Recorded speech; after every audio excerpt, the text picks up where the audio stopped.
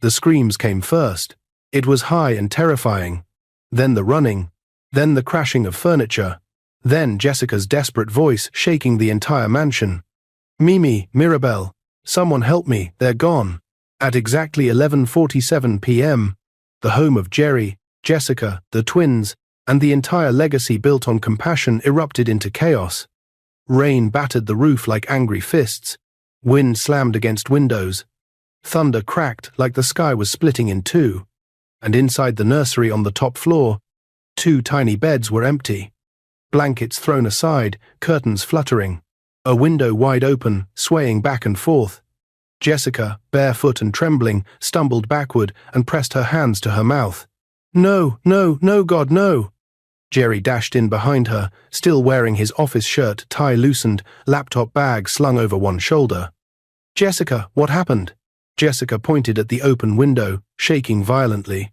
I just stepped out to warm their milk. I came back and... Jerry, they're gone." Jerry's heart slammed against his ribs so hard he felt dizzy. He rushed to the window. Cold rain slapped his face. The drops outside were not normal rainwater. Footprints led across the balcony railing. Someone had climbed. Someone had carried 2 babies into the storm and disappeared. Jerry staggered backward. No, no, not my daughters, not tonight. Jessica collapsed onto the carpet, screaming, "Jerry, who would do this? Who would take our babies?" Before Jerry could answer, the security alarms went off. Beep, beep, intruder alert. Zone 4, nursery level. Guards ran up the stairs. The head of security burst into the nursery. The housemaid who helped with the twins fell to her knees and started sobbing uncontrollably. Mimi, Mirabelle. The entire mansion felt like it was suffocating. Amara and Johnson ran into the hallway moments later, out of breath and terrified. Mama Hannah followed, holding the railing with trembling hands. "What is happening?" Amara whispered in panic. "Jessica? Jerry? Where are the babies?" Jessica couldn't speak, only cried harder. Jerry knelt in front of his mother-in-law. "They're gone, Mama." Someone took Mimi and Mirabelle. Amara staggered backward and clutched the wall. "God forbid, God forbid." "Jerry, no, this house is protected." Mama Hannah cried out, "Not my great-grandchildren. Not the girls." Jerry stood up, jaw clenched, eyes burning. His voice dropped to a cold whisper.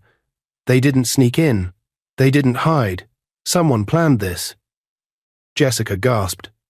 "Planned? But who?" Jerry didn't answer, because deep inside his chest, a fear he had buried for years suddenly rose again. Someone new. Someone from his past. Someone who once stole him. Someone who had never stopped hunting. Earlier that evening, everything had been perfect. The twins had just turned a year old. Mimi had learned to say, "Mama." Mirabelle had learned to stand and take 2 shaky steps. Jessica and Jerry spent the entire afternoon celebrating with Amara, Johnson, and Mama Hannah. The smell of jollof rice filled the kitchen. Laughter filled the living room. Even Jerry, who rarely let down his guard, danced foolishly with his daughters in his arms. But at exactly 10 p.m., an unknown number sent Jerry a message. A single sentence. "Your past always returns." Jerry froze. The phone vibrated again. "You took something from us. Now we take something from you." Jerry's blood ran cold. He stepped outside to call his head of security immediately. "Double security around the house," Jerry ordered. "Check the cameras. Nobody leaves or enters without my permission." His guard replied, "Yes, sir." Already tightening security. Jerry remained tense, but he didn't tell Jessica. He didn't want to ruin the celebration. Instead, he slipped his phone into his pocket, plastered a smile on his face, and picked up Mimi again. But someone was watching. Someone knew his weakness. Someone had already stepped into the house, and someone waited for nightfall. Security guards combed the house. Dogs were released into the compound. Cameras were replayed. Jerry grabbed the head of security by his collar. How did someone enter this house? With this level of security? "Sir, the cameras on the East Wing were disabled 5 minutes before the incident." "Disabled?" Jerry shouted. "By who?" We don't know. It was done from the inside. Jessica gasped and staggered. Inside? You mean someone living here, someone we know, took our babies? The maid immediately started screaming. Please, it's not me. I swear on my life. Jerry didn't look at her. He was staring at the footprints outside the window. Bare feet. Small footprints, no adult prints. That meant someone had lowered a rope. Someone had climbed up and carried the babies out. Someone had help from the inside, and whoever did it was trained. Jerry clenched his fists as memory stabbed him. 20 years ago, his father murdered. He was shot, kidnapped, left on the road to die. Business enemies who trafficked men and boys. A gang who never forgave those who escaped. He thought they were gone. He thought the police had buried the case. He thought he was free. He was wrong. Very wrong. Jessica stood up slowly, shaking violently. Jerry, tell me the truth. Did someone take the girls because of you? Jerry couldn't speak. Jessica screamed at him. Jerry, answer me. My daughters are gone. Jerry closed his eyes, ashamed. Yes. Jessica, it's because of me. Because of my past. Jessica covered her face, crying in agony. Why didn't you tell me? Why didn't you warn us? Jerry knelt in front of her and grabbed her shoulders gently. I didn't want to scare you. I thought the danger was gone. I thought the past was dead. I thought... Jessica pushed him away. You thought? Our babies. Amara ran to hold her daughter as Jessica sobbed in her arms. Mama Hannah collapsed on the couch. Not again. Please, not again. I lost my son once. I cannot lose my great-granddaughters too. Jerry swallowed hard, guilt burning inside him. We will find them, he whispered. Jessica sobbed harder. How? How, Jerry? They could be anywhere. Jerry stood up slowly, eyes sharp, jaw clenched. They took the wrong children, he said coldly. My daughters are alive, and I will bring them home. Johnson stepped forward. Jerry, I will help you. I know what it feels like to be taken. Jerry nodded. I know. Johnson placed a trembling hand on Jerry's shoulder. We will fight. Together. Jerry turned to the head of security. No police yet, he ordered. Jessica gasped. No police? Why? Jerry looked at her with pain in his eyes. Because the people who took them, they are watching. If we involve the police, they will panic. And when kidnappers panic, they kill. Jessica fell silent. Her heart dropped. Jerry continued, voice steady. We will handle this quietly. My team will track the messages. Johnson will help identify the patterns. We will use drones, trackers, and every contact I have ever made. Jessica held her chest, breathing fast. Jerry, please bring them back. He took her hands. His voice cracked. I swear on my life, I will. Jerry's phone vibrated again. Everyone froze. He picked it up slowly. A picture loaded. Jessica screamed. It was Mimi and Mirabelle. Both crying, both tied to a wooden chair, both with cloth around their mouths. A shadowy figure stood behind them, face hidden. The caption under the photo said, Jerry's whole body turned cold. Jessica collapsed. Mama Hannah fainted. Amara trembled in fear. Johnson clenched his fists, and Jerry whispered, They want war? They'll get war. The fight for Mimi and Mirabelle had begun, and Jerry would burn the whole earth to bring them home. Thunder rumbled over Port Harcourt like the sky was warning them. A storm had come. Inside the mansion living room, chaos had frozen into a chilling stillness, the kind that happens right before a fierce battle begins. Jessica lay on the floor, gasping and shaking. Amara knelt beside her, wiping tears from her daughter's face with trembling fingers. Mama Hannah remained unconscious on the couch, breathing shallowly. Johnson held onto the wall, terrified but trying to stay strong. Jerry stood in the center of the room holding the phone, his face drained of color. He didn't blink, he didn't breathe, he didn't move. He simply stared at the picture on the screen. Mimi and Mirabelle tied to chairs, crying, a dark figure standing behind them. A message beneath the photo. Round 2 begins. Boy. This wasn't just kidnapping, this was personal. A message directed at him. A message tied to the past that destroyed his childhood. Finally, Jerry whispered, voice hoarse. They want to finish what they started 20 years ago. Jessica pushed herself up from the floor and grabbed his shirt. Jerry, please, please, bring my babies back. I beg you, bring them home. Jerry cupped her face, voice breaking. I swear, Jessica, I will not sleep. I will not eat. I will not breathe until they are back. But how? Jessica cried. We don't know who took them. We do, Jerry said quietly.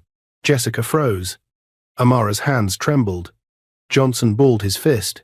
Jerry continued, voice steady but filled with pain. They are the same people who kidnapped me and my father 20 years ago. They were not all arrested. Someone survived. Someone rebuilt the group. And now, they want revenge. Jessica's eyes widened, horrified. Revenge? Revenge for what? You were the victim. Jerry nodded slowly. But to them, I am the one that got away, the one that survived, the one that ruined their operation, the one that lived to destroy their empire. A tear ran down Jessica's cheek. So they took our daughters, she whispered, her voice small, terrified. They want me to come to them, Jerry said. No one spoke. The air felt suffocating. Rain continued to pour outside, hitting the windows like fists. Finally, Johnson stepped forward. His voice was low. Then we go to them. Jerry turned to look at him. Johnson's expression was fierce, nothing like the broken, traumatized man who had just been rescued weeks ago. This is bigger than you think, Jerry warned. I know, Johnson replied. But I also know what it feels like to be dragged from the road and locked away in the dark. I know what it feels like to be helpless, and I will not let my granddaughters suffer what I suffered. Jerry swallowed hard. Johnson. No, Johnson said firmly. I lost 3 years of my life. I won't lose them too. Amara began crying again. Jerry, promise me they are alive. They are alive, he said firmly. If they wanted them dead, they would not have sent a photo. They want me alive. And they want me afraid. Jessica took Jerry's hand and held it to her chest. Then we cannot give them fear, she whispered. We fight. Jerry nodded once. The hunt had begun. The mansion basement had never been used since Jerry built the house. Tonight, it became a war room. Monitors lit up the space. A long steel table stood at the center. Thick files were dropped on it. Satellite feeds flickered on the screens. Jerry summoned his private security team, men trained in intelligence, counter-surveillance, and crisis recovery. Within 30 minutes, 15 elite professionals stood in the basement, waiting. Some were former military, some ex-police, some former underground operatives. These were not ordinary guards. These were men Jerry trusted with his life. The head of security, Daniel, stepped forward. Sir, we have examined the footage. The intruder entered from the east wing balcony. Cameras were disabled from the mansion's internal server. The breach happened in 7 seconds. Inside job? Jerry asked. Highly likely. Jerry clenched his jaw. Jessica entered the room, wearing a large hoodie, hair messy, eyes swollen from crying. You shouldn't be here, Jerry said softly. I can't sit upstairs, she whispered. They are my daughters, Jerry. I need to know everything. Jerry nodded and gestured for her to stand beside him. Johnson walked in next, hands balled into fists, determination burning in his eyes. Then Amara entered too, holding Mama Hannah's hand. The older woman was awake now, though still weak, but when she saw the screens with her kidnapped great-grandchildren on them, she cried silently. Jerry gave her a chair beside Jessica. Then he turned to his team. We have 2 babies missing. We have an experienced enemy. We have limited time. Daniel opened a tablet. We also found something, he said. A symbol. He pressed a button. A logo appeared on the screen, a snake wrapped around a broken scale. Jessica frowned. What is that? Jerry took a deep breath. That is the sign of the Vipers. Everyone turned to him. He continued. They are a criminal syndicate, the group that kidnapped me and killed my father. Jessica froze. Amara gasped. Johnson gritted his teeth. Jerry walked toward the screen, voice low. When I escaped 20 years ago, the police raided their main hideout. Many members were arrested. But not all. One man, their second-in-command, disappeared. He paused. A man named Caleb. Jessica swallowed. Is he the one who took our babies? Jerry nodded slowly. Caleb hates me. He blames me for losing their operation. And he vowed to destroy everything I ever loved. Jessica felt her knees weaken. Why didn't you tell me about him? Jerry exhaled painfully. Because I hoped the past was gone. I never wanted you to live in fear. Jessica touched her chest. Fear is nothing compared to losing my daughters, she whispered. Jerry nodded. Which is why we will get them back. Daniel cleared his throat. There's more, sir. Jerry turned. What else? Daniel zoomed into the photo that had been sent of the twins. Look at the background carefully. Jerry leaned forward. Behind Mimi and Mirabelle, faint markings could be seen on the wooden wall. Daniel enhanced the image. The words became clear. Rivers State Abandoned Quarry Block. 7. Jessica gasped. They sent us the location. Jerry shook his head. No, they're baiting us. They want us to come there. Alone. Amara cried out. But Jerry, what if the girls are not there? They might be, Jerry replied.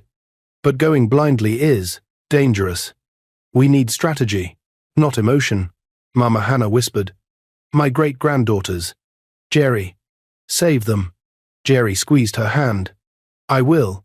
Then he turned to the team. Prepare drones. Call the surveillance van. Send 2 men ahead to scout the quarry, but stay hidden.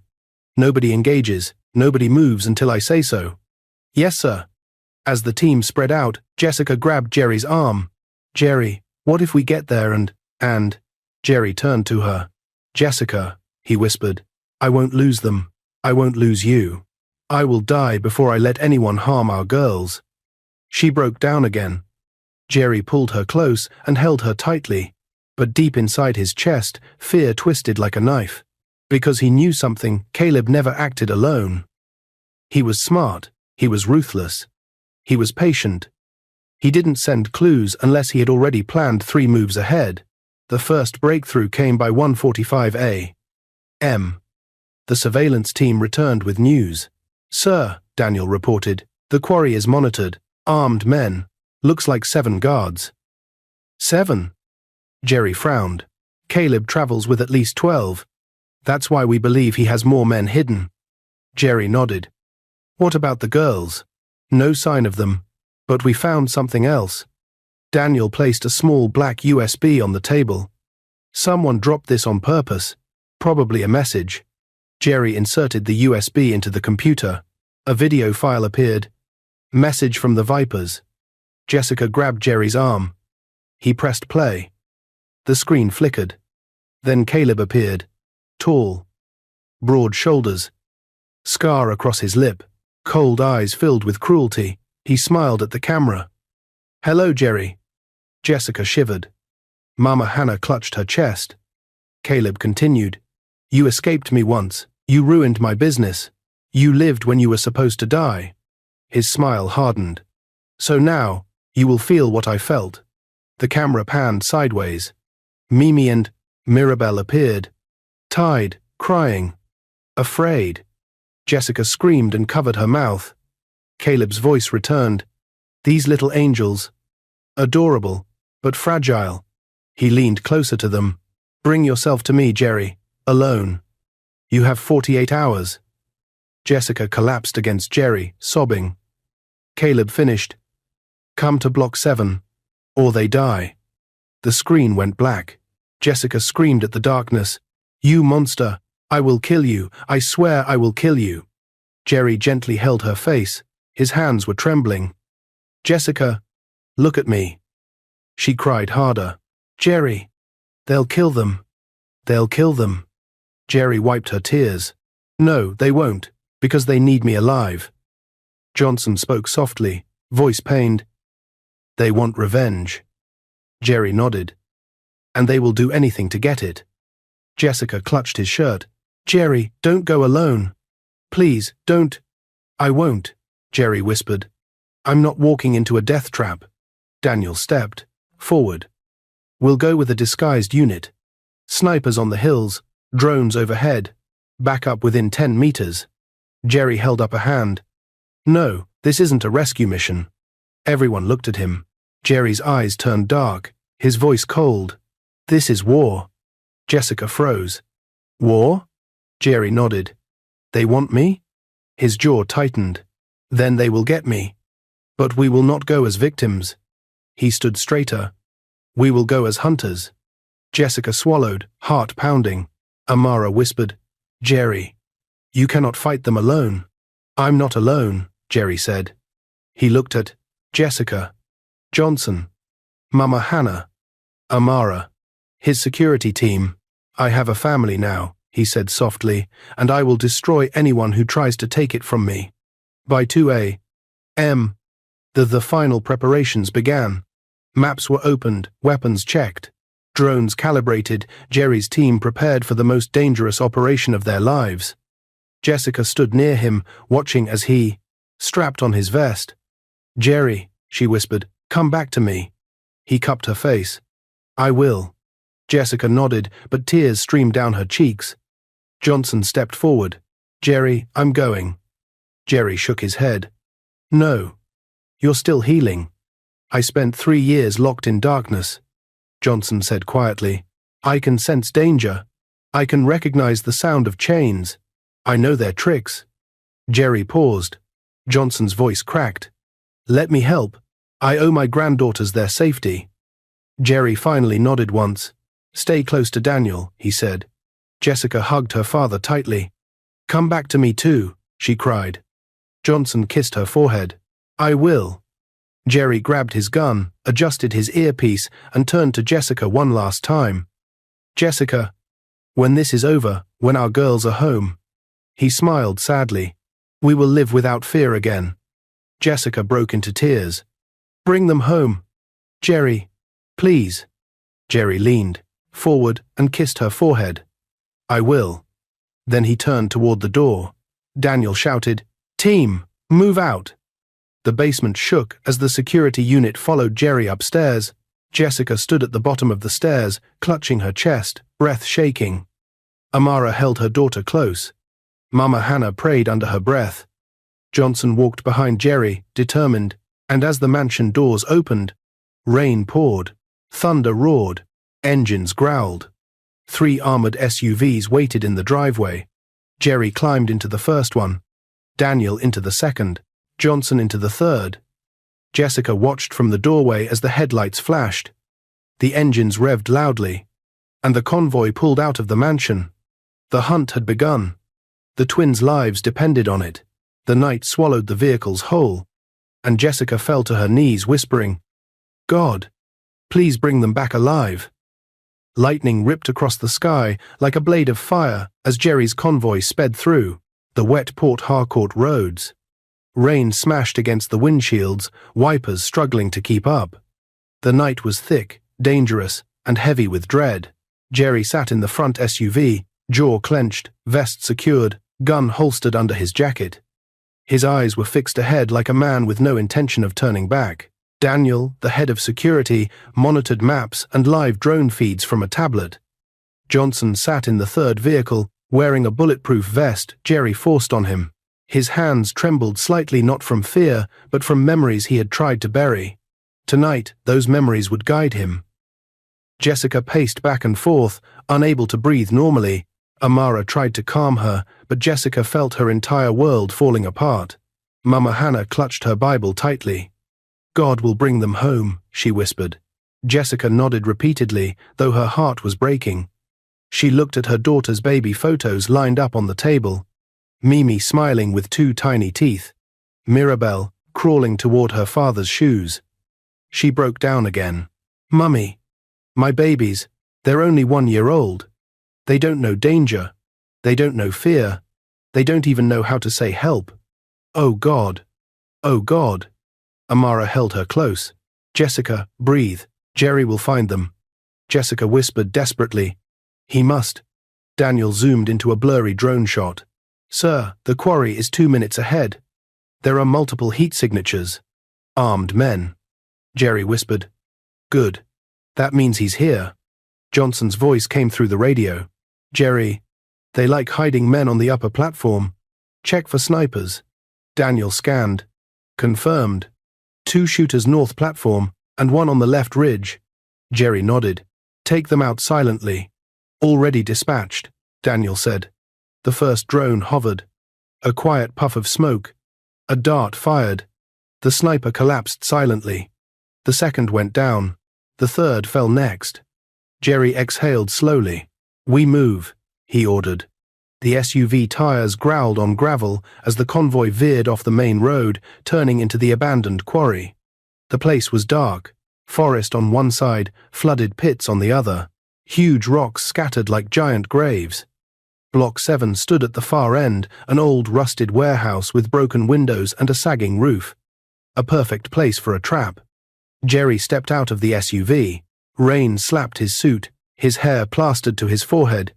He didn't care. All he saw was that warehouse. Where his babies might be. Where Caleb waited. Where the past demanded its final payment. Daniel lifted his fist, signaling the team. 3 stealth units fanned out. Snipers took positions. Drones hovered overhead. Jerry started walking toward the warehouse. Johnson hurried up to him. Jerry, wait. You can't walk straight in. Jerry didn't stop. Jessica needs her daughters. I need my daughters. This ends tonight. Johnson grabbed his arm. Listen to me. These men, they're not amateurs. They don't fight fair. They don't want a duel, they want you dead. Jerry turned slowly. And I'm prepared to die for them. Johnson stared at him, then nodded. I'll walk beside you. Jerry's voice softened. Johnson, no. You've suffered enough. Johnson shook his head, determination burning in his eyes. I know these people, Jerry. I lived in darkness like this. I understand their signs, their traps, their psychology. You need me. Jerry held his gaze for a long moment. Then he nodded. Together, they approached Block 7. Inside the warehouse, Caleb watched the live drone footage on a small screen inside the building. He smirked. Just like I predicted. He's coming straight to me. He turned to the 2 guards, holding Mimi and Mirabelle, who were tied to 2 chairs, crying silently behind their gags. Shh! Little princesses, he whispered chillingly. Daddy is coming. The men laughed. Boss, why didn't we kill them already? One asked. Caleb slapped him. Idiot. They are bait. Jerry needs to suffer before he dies. Only then will I take justice. He looked at the twins. His weakness, for once, is useful. He motioned to his men. Positions. The Vipers strike tonight. Jerry and Johnson stood 10 feet from the warehouse door. Daniel whispered through the comms. Sir, we have men around the perimeter. We can breach from all sides. No, Jerry replied. If Caleb sees too many guns, he'll panic. He'll hurt the babies. Johnson agreed. It must be slow, controlled. Expect traps. Jerry took a deep breath. Let's finish this.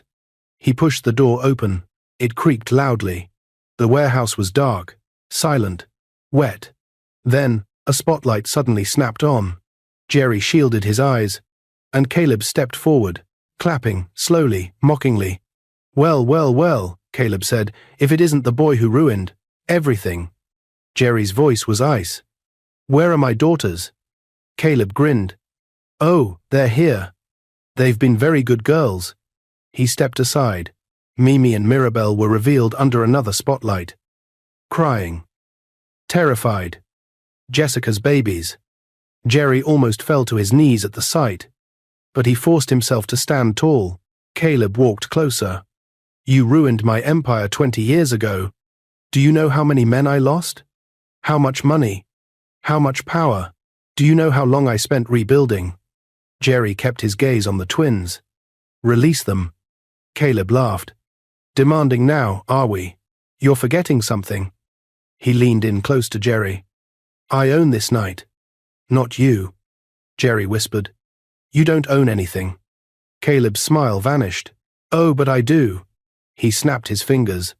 Lights came on overhead, revealing 20 armed men surrounding them. Guns pointed. Loaded. Ready. Jerry reached for his gun. Caleb pointed at the twins. Go ahead. Try it. Make one wrong move, and I finish what I started 2 decades ago." Jerry froze. Johnson clenched his teeth. The men cocked their rifles. The sound echoed through the warehouse. Caleb smirked. "It's time for round 2, Jerry." Suddenly, there was a click. Little blinking lights started appearing on the barrels of the enemy rifles. Caleb frowned. "What?" Daniel's voice crackled through Jerry's earpiece. "Sir, we have all 20 men locked in crosshairs. Snipers await your signal." Caleb's eyes widened. "Snipers? You brought snipers?" Jerry looked him dead in the eyes. "You're not the only one who learned how to hunt." Caleb snarled. "You wouldn't dare fire not with your daughters here." Daniel's calm voice replied, "We are not aiming at your men." Jerry smirked. "We're aiming at the ceiling." Caleb blinked. "What ceiling?" Jerry looked up. "You're standing under a crane." "Caleb, a very old one." Caleb looked up. A massive metal beam hung above him, rusted, cracked. One sniper shot away from falling. Caleb stumbled backward. "Fire," Jerry commanded softly. "Pop!" The beam snapped loose. "Crash!"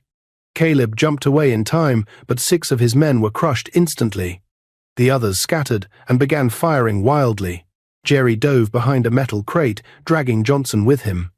Gunfire exploded across the warehouse. Daniel's voice, "Snipers, engage." Shots fired from every angle.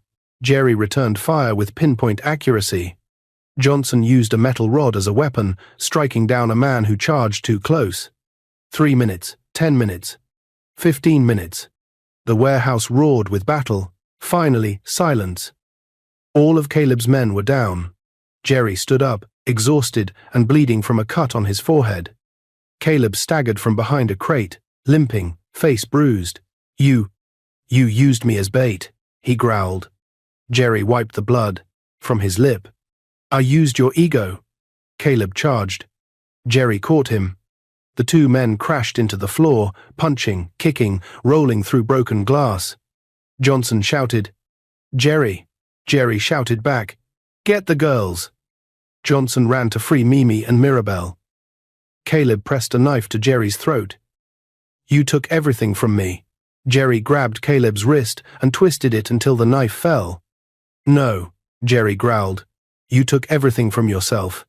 He delivered a final punch. Caleb dropped unconscious. Jerry stood over him, breathing heavily. "Jessica," he whispered. "I'm bringing us home." Johnson cut the ropes. Mimi and Mirabelle screamed when they saw their father. "It's okay," Jerry whispered, shaking. "Daddy is here." He carried them both in his arms, kissing their heads. They cried into his chest.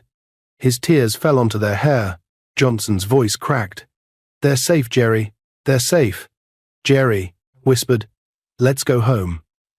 When the convoy returned to the mansion at dawn, Jessica ran outside barefoot, screaming their names. "Mimi, Mirabelle." Jerry stepped out, holding both girls. Jessica collapsed in tears. "Mummy's here." "Oh God.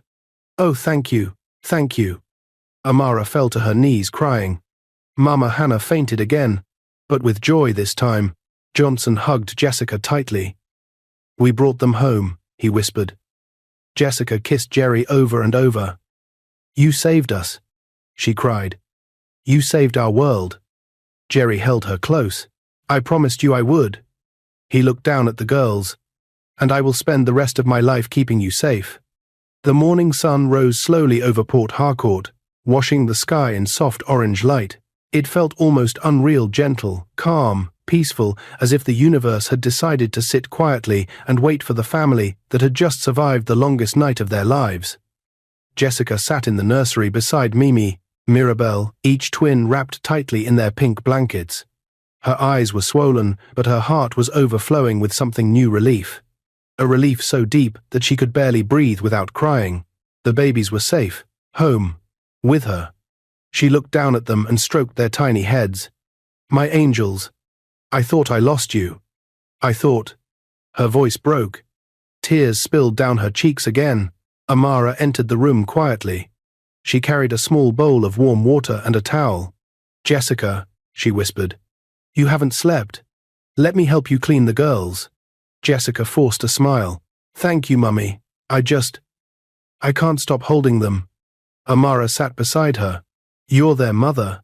You felt every tear they cried, even from miles away.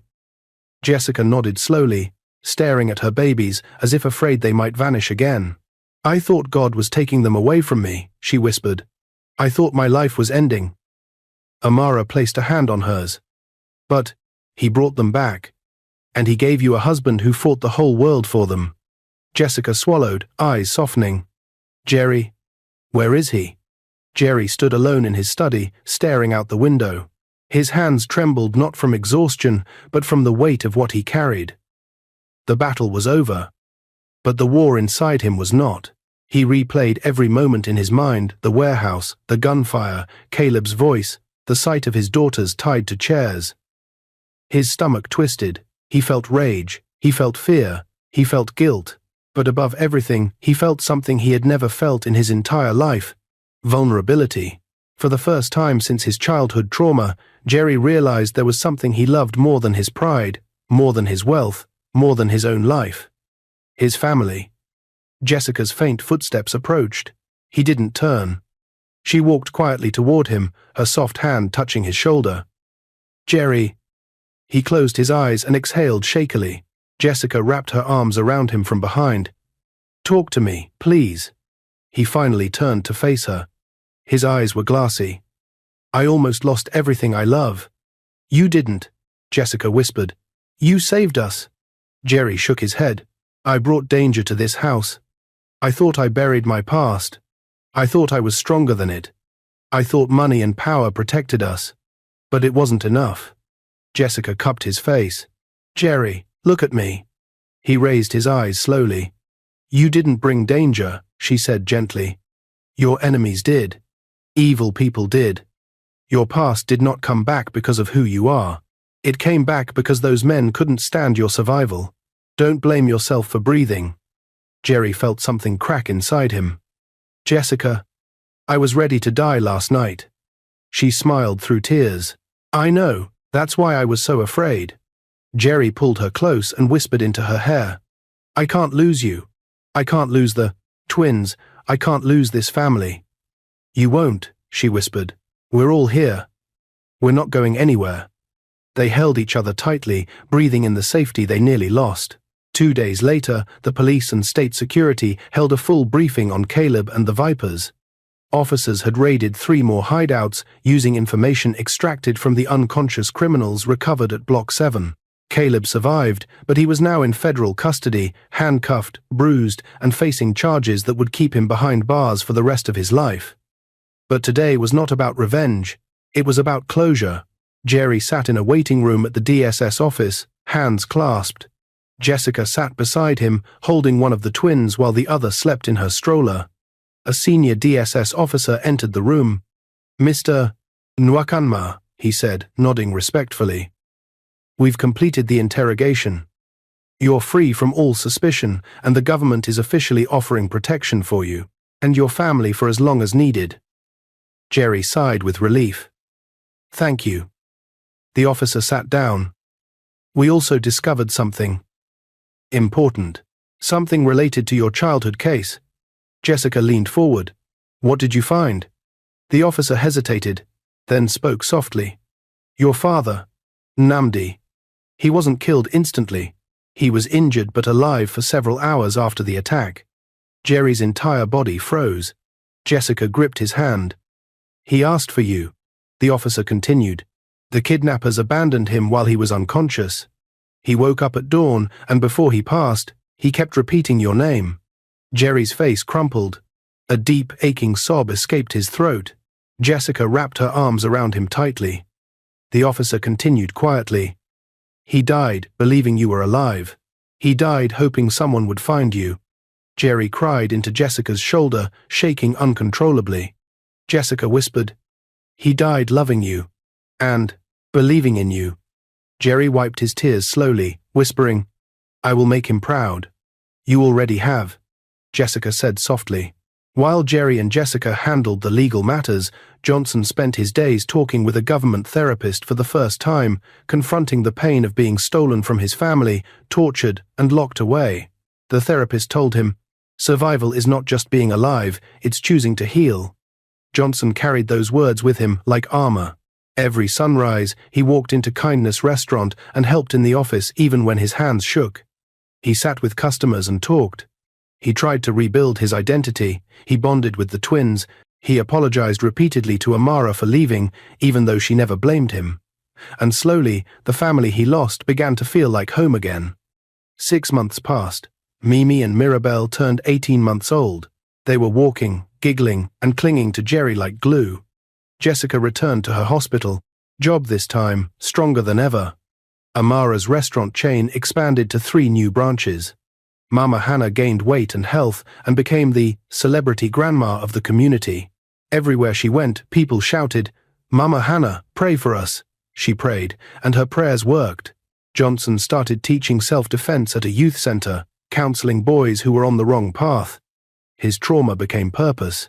Jerry built a community foundation called Hope After Darkness, dedicated to kidnapping survivors. Together, they turned pain into power. 8 months later, the trial for the Vipers began. Jerry, Jessica, Johnson, and Amara sat in the front row. Mama Hannah sat beside them holding a Bible. Caleb was brought in wearing handcuffs. For the first time, he looked afraid, weak, human. Jerry stood and walked forward. Caleb smirked, expecting fear.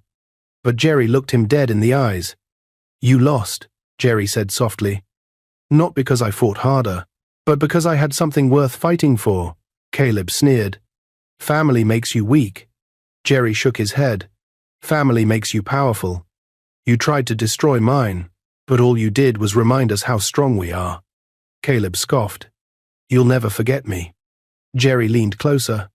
"I don't have to. The law will remember you for me." When the judge announced life imprisonment, the courtroom erupted in cheers. Jessica held Jerry's hand tightly. Johnson's shoulders relaxed for the first time in years. Mama Hannah whispered, "Peace has come." But just when the family thought life had fully calmed, a woman in dark glasses, sitting at the back of the courtroom, smirked. Her name was Kimberly, Caleb's sister, and she wasn't done. She stood up quietly, left the courtroom, and whispered to her phone, "They think the storm is over. They have no idea what's coming." But that story belonged to another lifetime. For now, the family had peace. 1 year later, Mimi and Mirabelle celebrated their 2nd birthday at Kindness Restaurant. The place was decorated with pink and purple balloons. Kids ran around laughing. Amara cooked the jollof herself. Mama Hannah wore a matching lace gown with the twins. Jessica walked around greeting guests, wearing a simple peach gown and glowing with joy. Jerry stood near the stage, watching his family with pride. Johnson stood behind the twins with a camera, smiling widely. When the birthday song ended, Jessica lifted Mimi while Jerry held Mirabelle. "Make a wish," everyone shouted. Jessica kissed her daughters. "My wish already came true," she whispered. Jerry kissed her forehead. "Mine too." Later that night, after the guests left, Jerry stood with Jessica in the garden of the mansion. Soft lights glowed among the flowers. Music played quietly. The twins slept peacefully inside. "Jessica," Jerry said softly, holding her hands, "after everything we've survived, I want to promise again that I will spend my life protecting you and our daughters." Jessica smiled through tears. "And I want to promise again that I will walk with you through every storm." Jerry pulled out a small ring box. Jessica gasped. Jerry whispered, "Marry me again." Jessica nodded, tears falling. "Mimi and Mirabelle need to see this one day," she said. "They need to know their parents fought for love." And under the stars, they renewed their vows quietly, privately, beautifully. 3 years later, Johnson recovered fully and started counseling survivors of kidnapping trauma. Amara's restaurant empire spread across 3 states. Mama Hannah lived a peaceful, happy, fulfilled life, surrounded by her children and great-grandchildren. Jessica became one of the leading pediatric doctors in the country. Jerry became one of the strongest voices for victims' rights. And Mimi and Mirabelle grew into happy, confident little girls always. smiling, always laughing, always loved. One evening, the whole family sat on the living room floor making a puzzle. Mirabelle whispered, "Daddy, are monsters real?" Jerry looked at Jessica. He smiled gently. "Yes," he said, "but love is stronger." "And family? Family beats every monster." Jessica leaned her head on his shoulder. Amara and Johnson held hands. Mama Hannah prayed softly. The twins giggled, climbing into everyone's laps. And in that quiet room full of warmth, the long, painful journey finally reached the ending it deserved. A family healed, a home restored, a legacy rebuilt. Kindness won. Love won. They won. What is your view about this story? Where are you watching from? If you enjoyed this story, comment, share, and subscribe to our channel for more interesting stories.